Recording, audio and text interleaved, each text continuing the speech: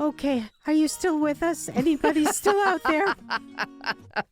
Raise your hand. And, we can't see your hands, so if you want to talk to us, please send us a voicemail or a comment.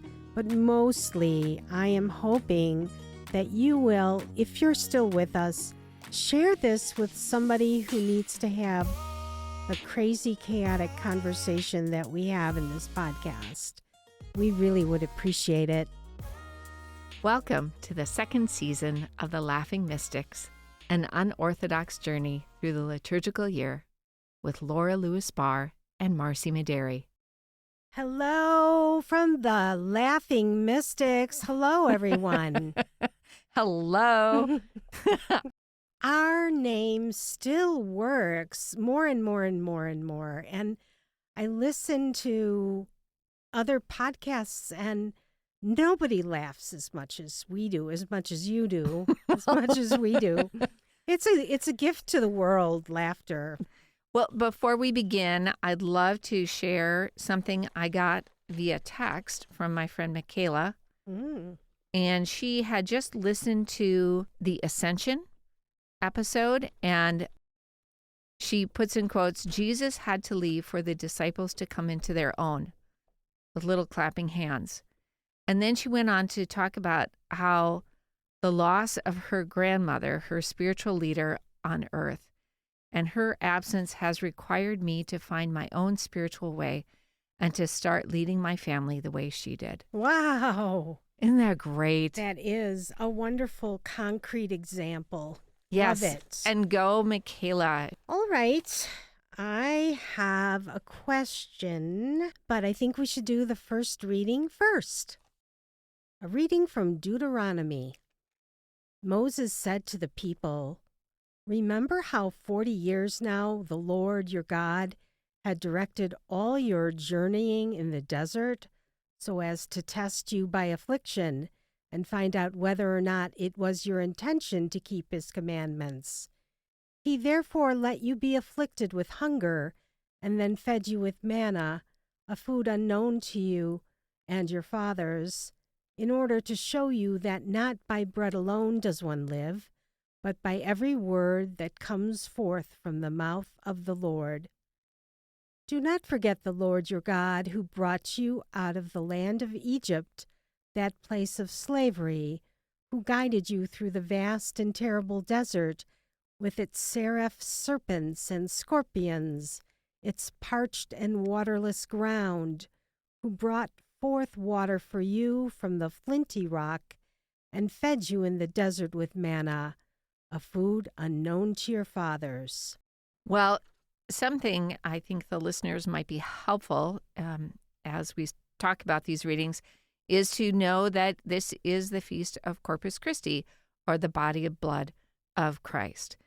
Therefore, we go deep into our history about being fed by manna and given water to drink from the flinty rock. I love that expression. That Jesus takes what's in the past and then transforms it.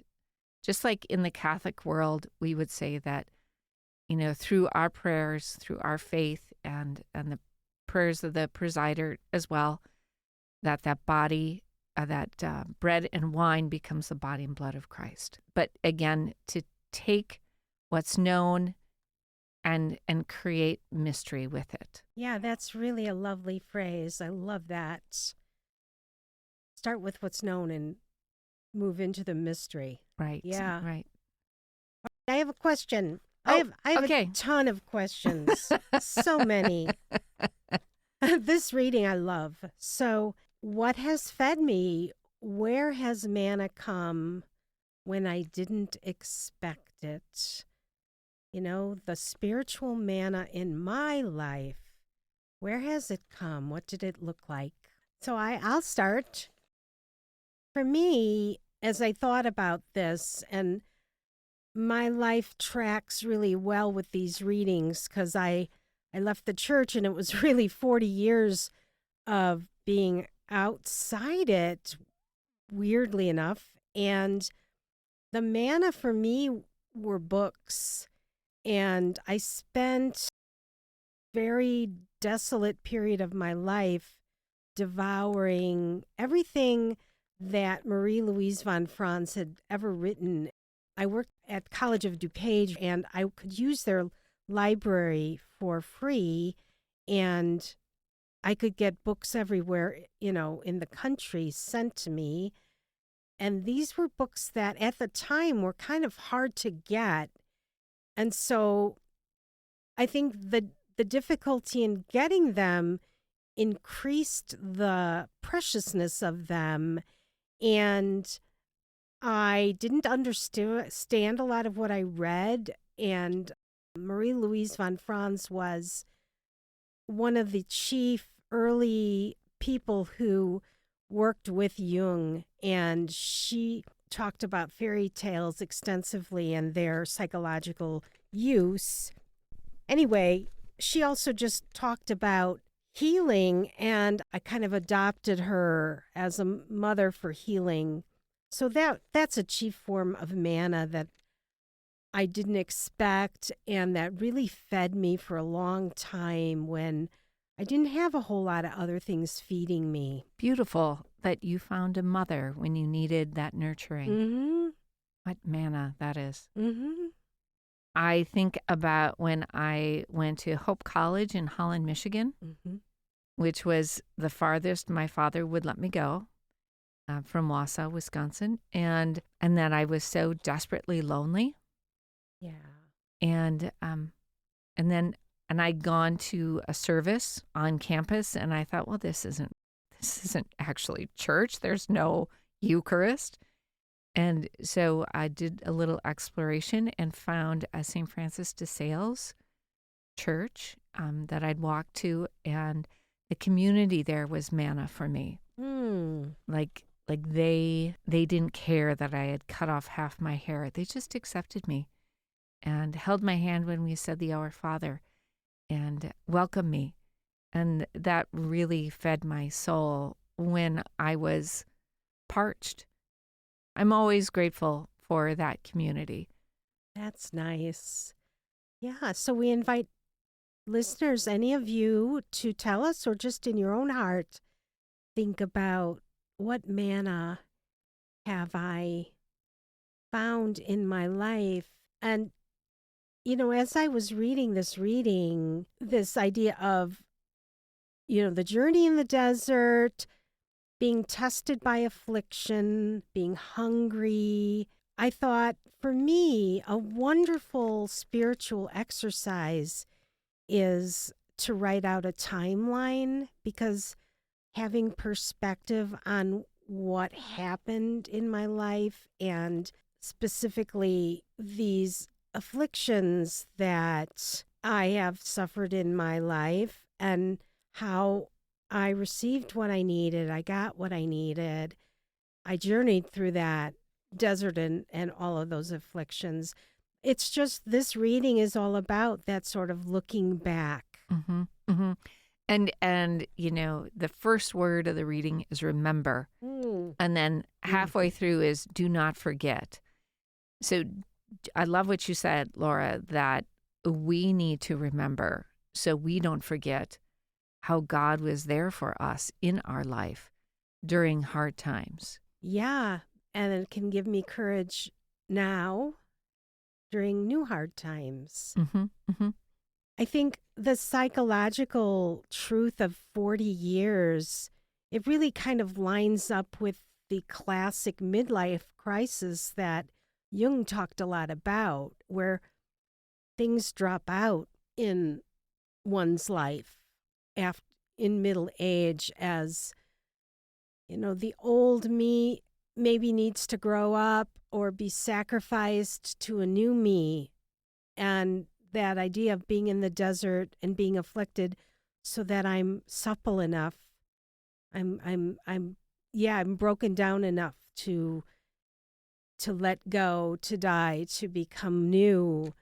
So that really fits that 40-year symbol. I've never heard that connected to midlife. I appreciate that very much, because 40 is the number of affliction, or trial and testing in the Bible. But it is also in a person's life at 40.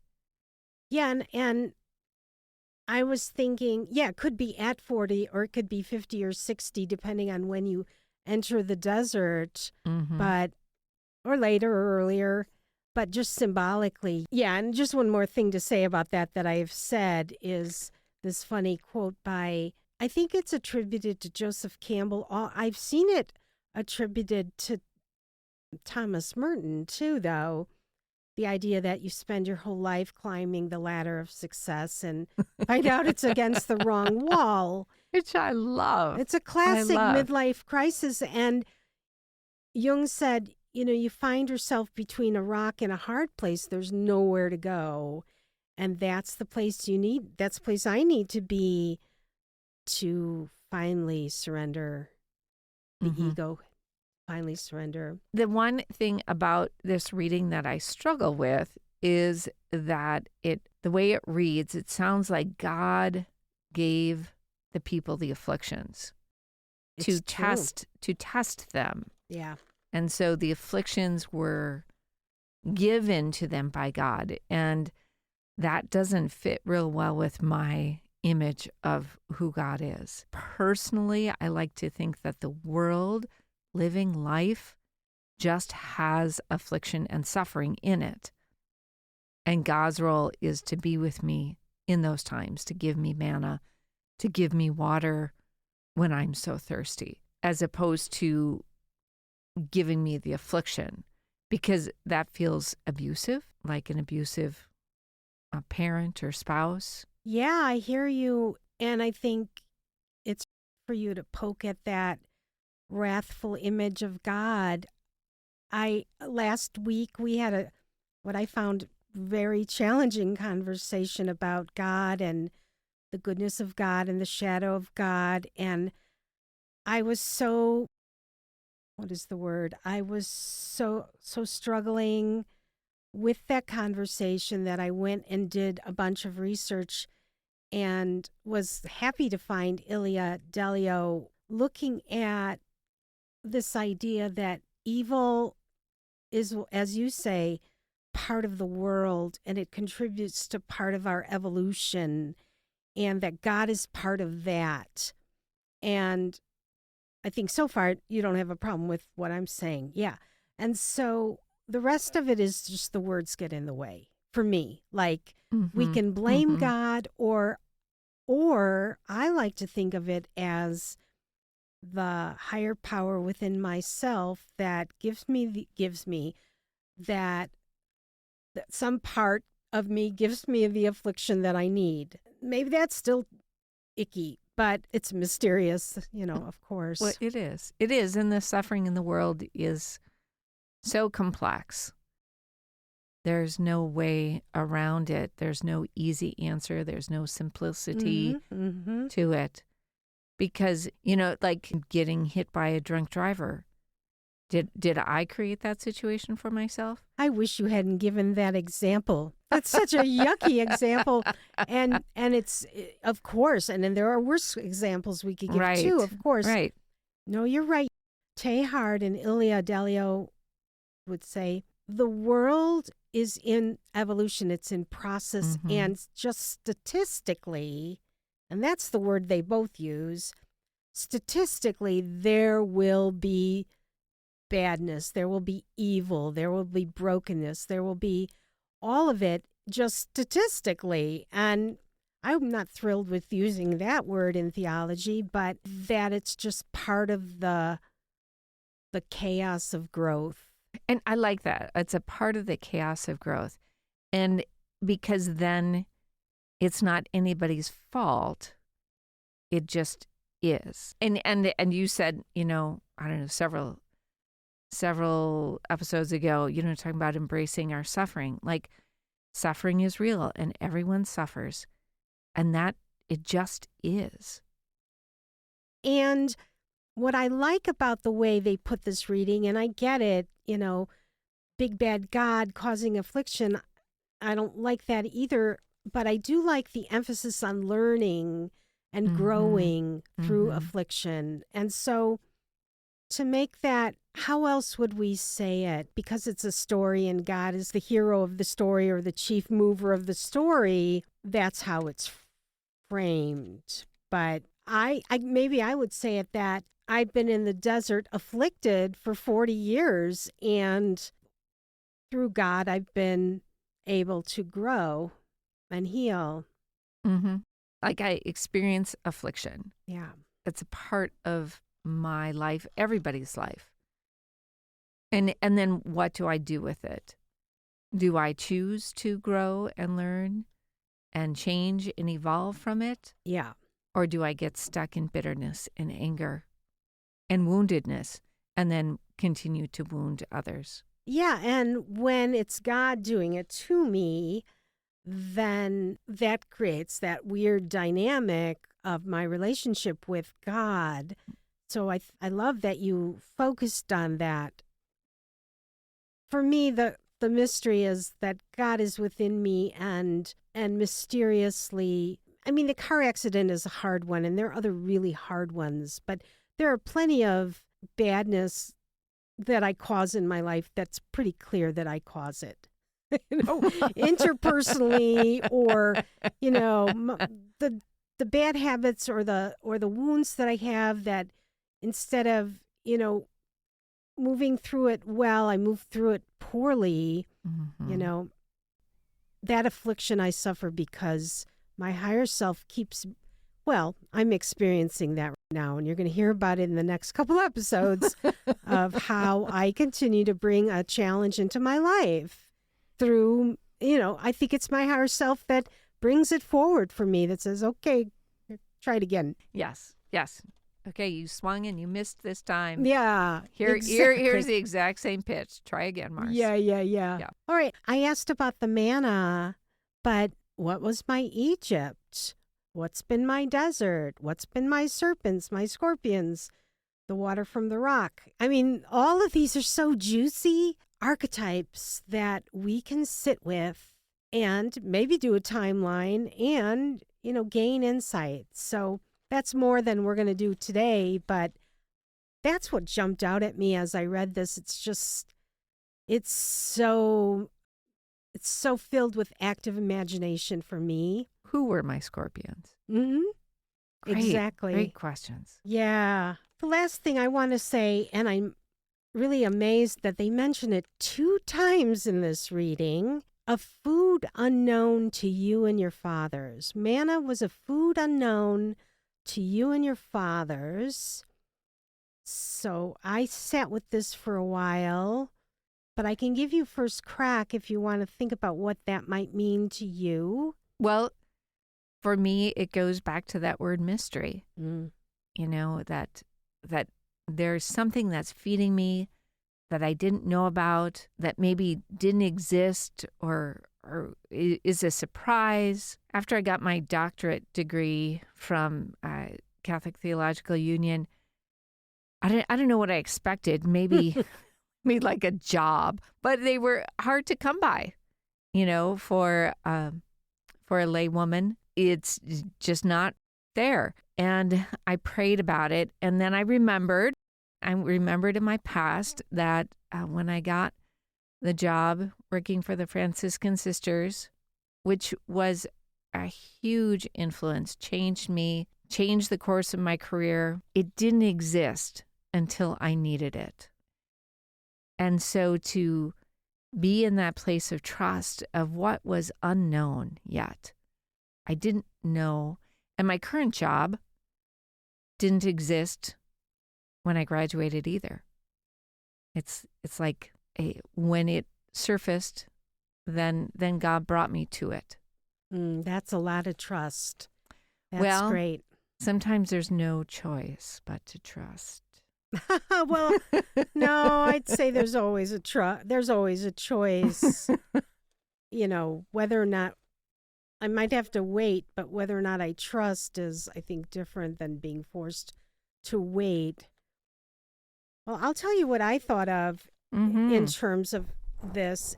To me, it's a great image of evolution. Think about the manna that feeds me today. is this Jungian psychology that I find so life-giving. And, back in the day, that didn't even exist. And so as we move forward in the evolution that Teilhard and Ilya Delio talk about, what is evolving? What is the new manna that our fathers didn't know about? I love that. They say it twice. There's a reason. And yeah, for me, that's what it is. This is new. Okay, and I'd love for you to repeat that question for myself and the listeners. What is the new manna that this generation is receiving that maybe the generation before didn't have? And hey, Pope Leo, you're going to lead us to that new manna. That's the job of the church, to evolve. That's so great. Great. And what a great thing for me just to walk around with. And maybe listeners, you can do the same. Yeah. And the whole Old Testament is so clearly, now as we're reading it, it becomes clear to me.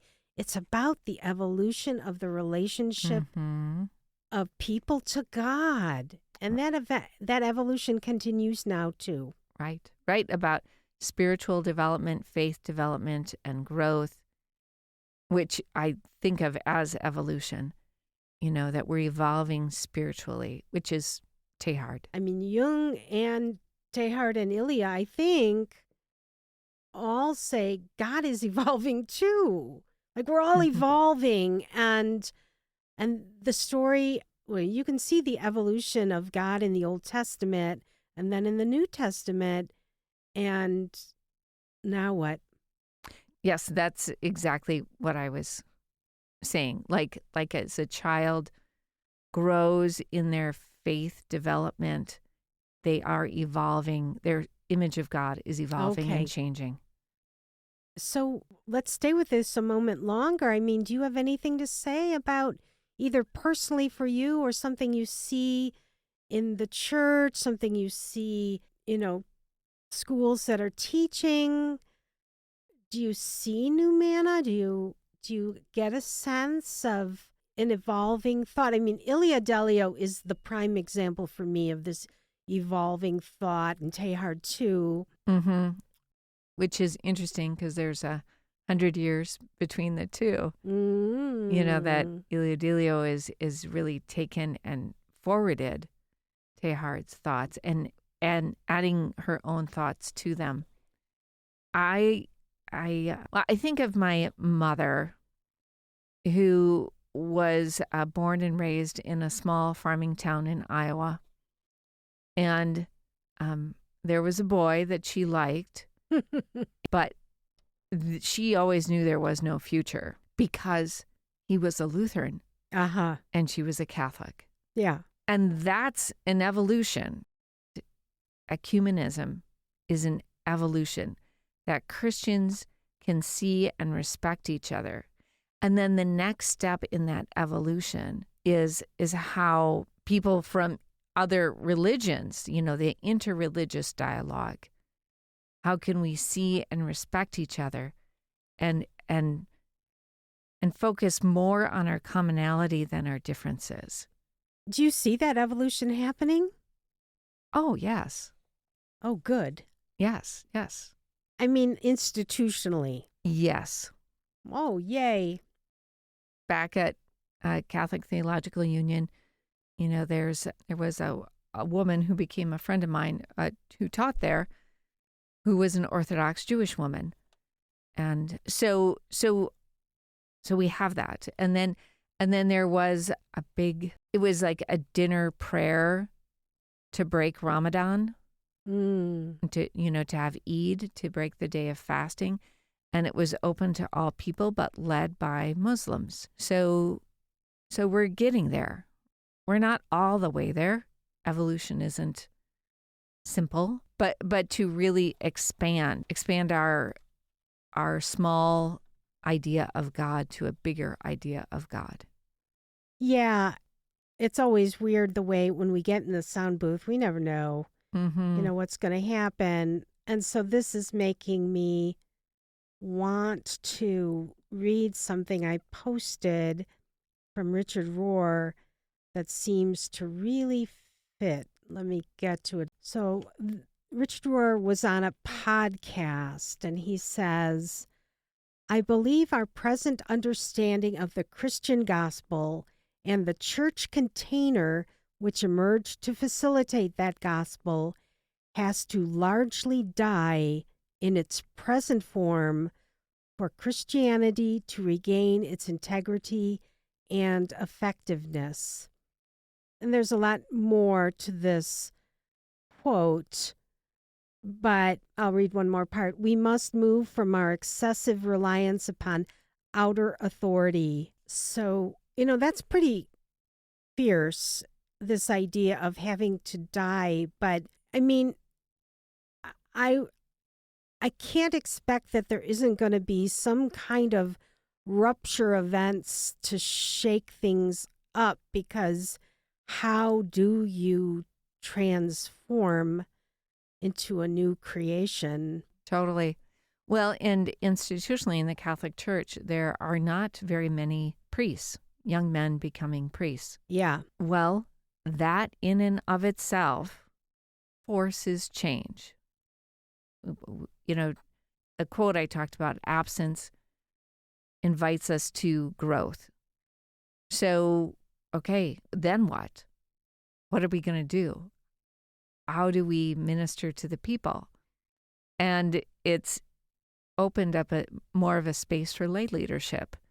Yeah. Within the church, which is really beautiful. Yeah. And important.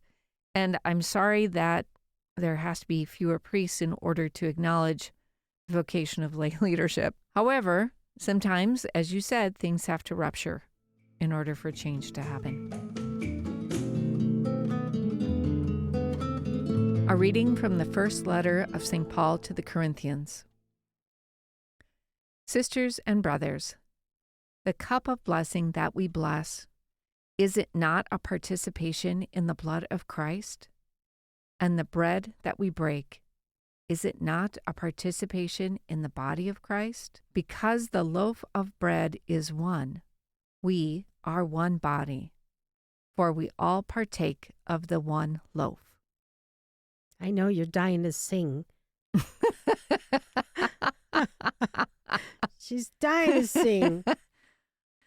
Well, those oldies, they kind of hang around the corners of my brain. Mm-hmm, yes. Mm-hmm. What do you want to say about this reading?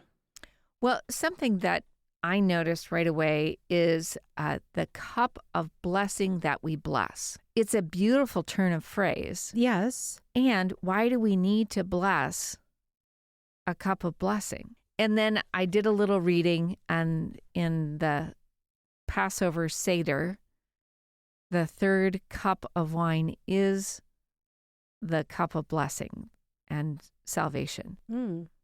So we take the blessing that God has offered and given to us, and again tied in our tradition, in our history, and then we ourselves add blessing to it. Yeah. Well, this is a tough reading for me, so I just lean into the toughness and say, what is participation in the blood? What is participation in the body? We are one body, I get that. Like, those are the three ideas in this reading. What does it mean to participate in the blood? For me, Mm-hmm. when I receive from the cup, I have the thought that this is the cup of suffering, and I choose to partake in it for my growth, for the growth of others, for that evolution, that I say yes to it all. Wow. I say yes to the blessing and yes to the suffering. Wow, Marcy. Yeah. Wow. I never drink the cup because I'm a hypochondriac and I don't want to drink from the same cup with everyone. But yeah, that's very powerful for what you're saying. And you said when you drink from the cup. which is every time. Oh, okay. And I'll tell you something. If it's all gone, by the time I get up there, I feel really ripped off. Because you want to drink from the suffering. I want it all. I want it all. Because I don't think that I can have the fullness of love without the suffering. You know I'm all about it, but this idea of consciously saying I want to drink from it, that's new to me. That's a new idea to me. I don't know if that's like everyone thinks this way about it. I could just be twisted. No, it's profound. I mean, is that something that you were taught? No, I don't think I was ever taught that. I just, I don't know. It's biblical. I think Jesus says it as much, but I didn't. Right. I mean, the fact that you are enacting that so concretely, and it just shows the gap for me between, and that's what's wonderful about active imagination is like you give me this image and I go, whoa, I don't think I want to go there. And I feel the gap between, you know, Sure. what I'm offered or the path I can take and what's really true about me, or that's heavy. That's deep, man. I also, when I think of blood, I think of covenant. Yeah. People's covenants with God were always sealed with blood. And so for me too, that's also participating in the blood of Christ is participating in that covenant with God. Which means? What's the covenant? That through Jesus's life, death, and resurrection, we know a different way of being.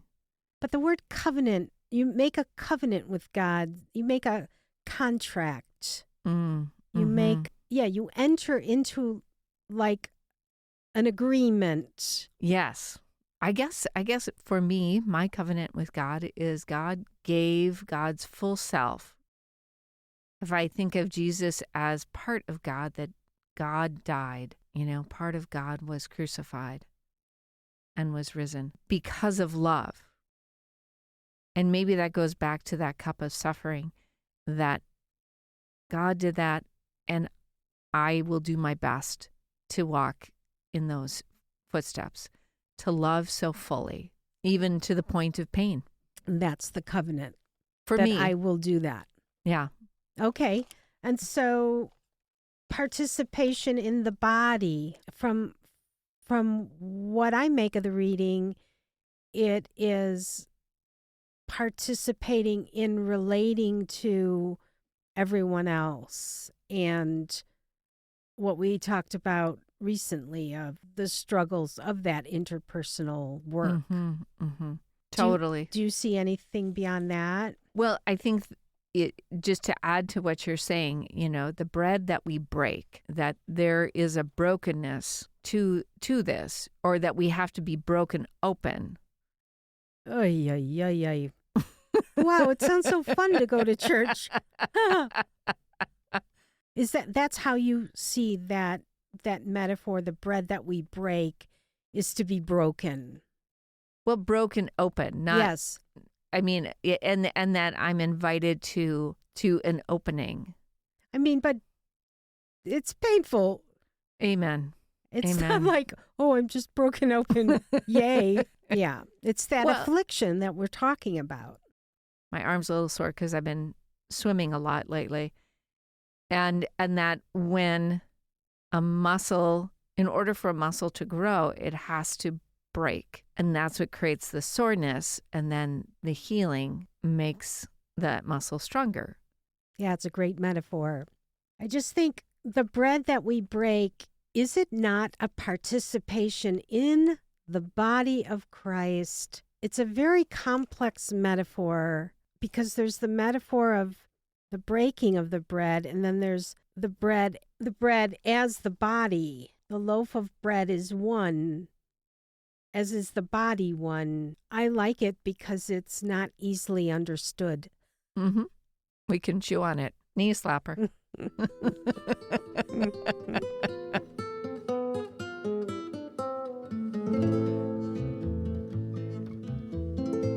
Gospel is according to John. Jesus said to the Jewish crowds, "I am the living bread that came down from heaven. Whoever eats this bread will live forever, and the bread that I will give is my flesh for the life of the world." The Jews quarreled among themselves, saying, "How can this man give us his flesh to eat?" Jesus said to them, "Amen, amen, I say to you, unless you eat the flesh of the Son of Man and drink his blood, you do not have life within you. Whoever eats my flesh and drinks my blood has eternal life, and I will raise him on the last day. For my flesh is true food, and my blood is true drink. Whoever eats my flesh and drinks my blood remains in me, and I in him. Just as the living Father sent me, and I have life because of the Father, so also the one who feeds on me will have life because of me. This is the bread that came down from heaven. Unlike your ancestors who ate and still died, whoever eats this bread will live forever." And then if you would read further, it says a lot of people left. Huh. Oh, They're that's like, interesting. this is too weird. Yeah. So if you're listening and you're thinking, wow, this is hard to digest. But if this is hard for you, it was hard for the people to hear this. Well, I don't think Jesus actually said this. I don't think this actually happened. But I think John's mythic description, including them leaving, is part of that mythic story. Like the fact that they couldn't hear it does make sense. Mm-hmm. I don't take the story literally. I think it's incredibly, incredibly mythic. Mm-hmm. You don't take it literally, do you? No, that Jesus was saying this. I think it's so different than the synoptic gospels, and it was written so much later. There was, yes, a lot of interpretation. My first image is of a pregnant woman, and maybe because my daughter's pregnant, that, and she has little identical twins, but those babies she's feeding them from her flesh, from the blood of her heart. Right. It's a very feminine image of God suddenly. It is. It is. And even to think about, God as a nursing mother. Yeah. The one who feeds on me. It's right. Powerful. We're so used to God as male, masculine, to think of that feminine image of God feeding us with her body. So John goes into this mystical state and writes this gospel and this story, and he floats in and out of different gendered archetypes. So I've been thinking about archetypes, and I wrote something that I think I'm going to keep coming back to. Archetypes, what the heck are they? They're really hard. They're really, really hard for me to understand. But in this case, the archetype of living bread, the archetype of heaven, the archetype of eating God, these images stay with us because there's part of our psyche that is a Velcro to them that really gets this. Like, this image is mysterious. I don't quite get it, but there's a nurturing thing to it.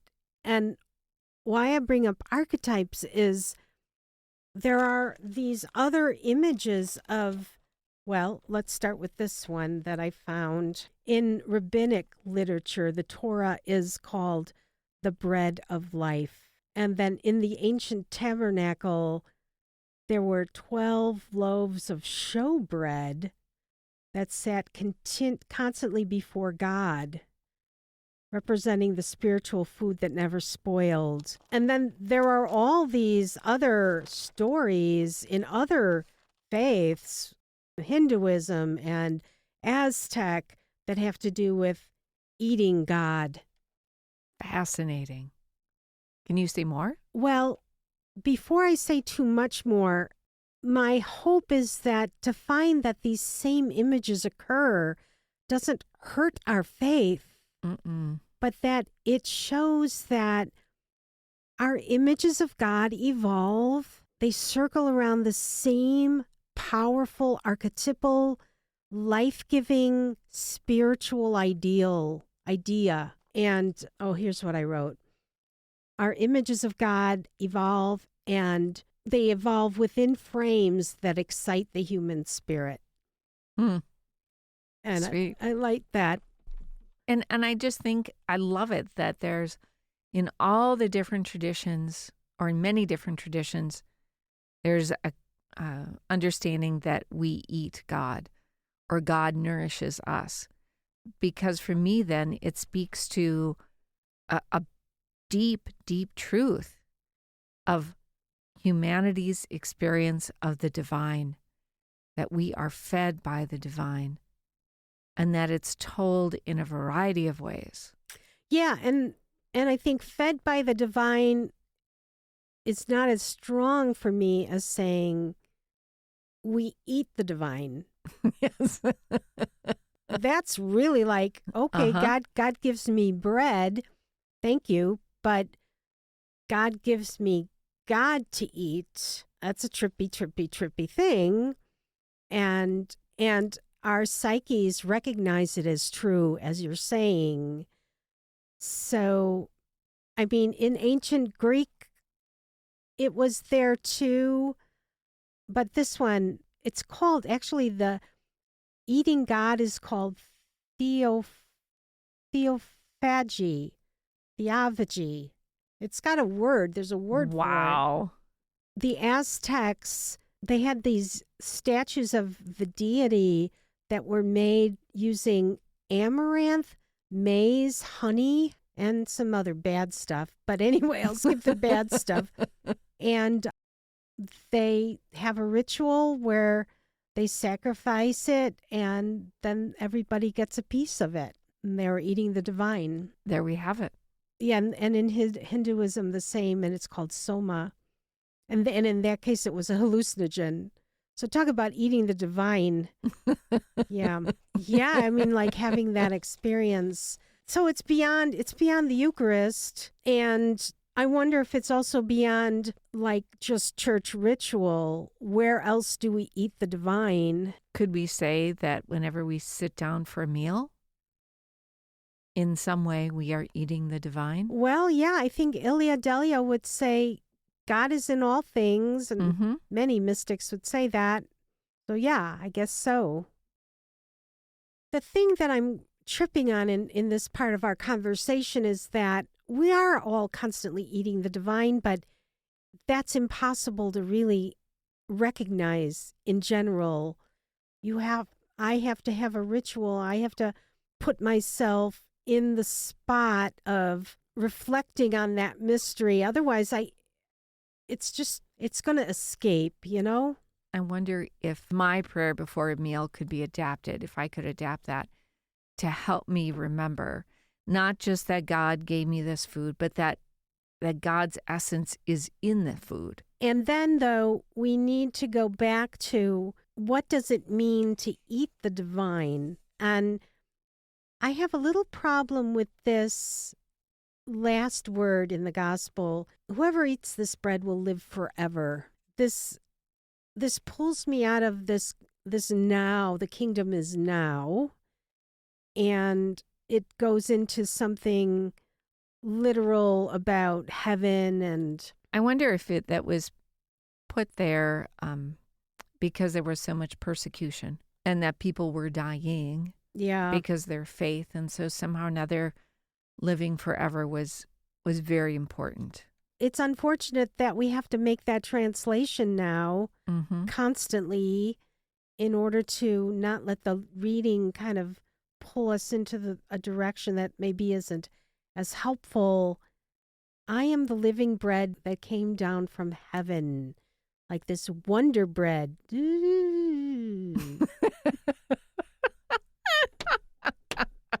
I knew you'd like that. I do. I just read that as I'm the living bread coming down from heaven. I am the manna. Yeah, of course. I am the new manna. I also appreciated that my flesh is for the life of the world. I like the bigness of the world. It's for everybody in all times, in all places. I think what I find funny about this reading is that Jesus, in John's words, Jesus is being very metaphoric. I am the living bread come down from heaven. Then the Jews in this reading, they get very literal about it. Yes. But then Jesus is also literal in his response to them. So then we're in this really literal eat the flesh and drink the blood. And of course, the Catholic Church has used this to talk about the mystery, but we just keep walking this line between leaning into mystery and falling into literal, I notice. And maybe it's just easier to fall into the literal, although I think it's hard to fall into the literal here. I don't want to be eating flesh. No. I just appreciate that oftentimes in John's gospel, there is a foil. Yeah. There is someone who's confused to say, what? I don't get it. Yeah. In case the reader is in that place. And Jesus's explanation, yes, I can take it literally, but I also can take it like he's just going deeper into the mystery.